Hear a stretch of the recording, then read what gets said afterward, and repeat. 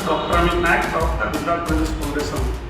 મિત્રો, અમદાવાદનું છું, અમદાવાદની વાત કરીશ. વિકાસ મોડલ કયું વિકાસ મોડલ?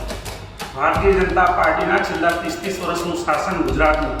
અમદાવાદ મ્યુનિસિપલ કોર્પોરેશનમાં 20 કરતાં વધારે વર્ષથી ભારતીય જનતા પાર્ટીના સત્તાધીશો સત્તામાં છે. આજે અમદાવાદને પૂર્વ અને પશ્ચિમથી જોડતા તમામ બ્રિજો જર્જરિત હાલતમાં છે. 1 કરતાં વધારે બ્રિજો આજે બંધ હાલતમાં છે. આજે અમદાવાદનો સામાન્ય નાગરિક જેને પૂર્વ વિસ્તારમાંથી પશ્ચિમ વિસ્તારમાં જવું હોય તો એના બજેટ પર કેવી અસર થાય છે આપ સૌ જાણો છો. એટલા બધા બ્રિજ જર્જરિત હાલતમાં છે. એની સામે કોંગ્રેસે બનાવેલા બ્રિજ, કોંગ્રેસે બનાવેલી પાણીની ટાંકી, અત્યારે સોશિયલ મીડિયા પર એક કેમ્પેનિંગ ચાલી રહ્યું છે.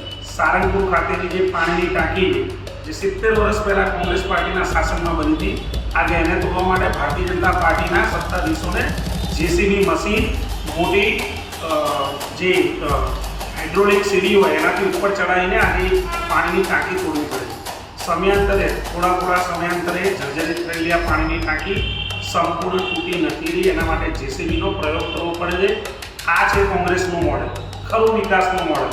કોંગ્રેસ પાર્ટી હંમેશા તમારા જનતાના હિતની વાત કરી છે. તમારા ટેક્સના પૈસા યોગ્ય જગ્યાએ વપરાય એવા પ્રકારનું સુશાસન કોંગ્રેસ પાર્ટીએ સત્તામાં જ્યારે આવી છે ત્યારે કર્યું છે. નક્કી આપે કરવાનો છે કે ખોખલા વિકાસ મોડેલને અપનાવો છે કે કોંગ્રેસ પાર્ટીનું જે સાચું વિકાસ મોડેલ છે, આપના ટેક્સના પૈસા, આપની આવક, આપની કમાણી આપના કામમાં લાગે એ પ્રકારનું મોડેલ.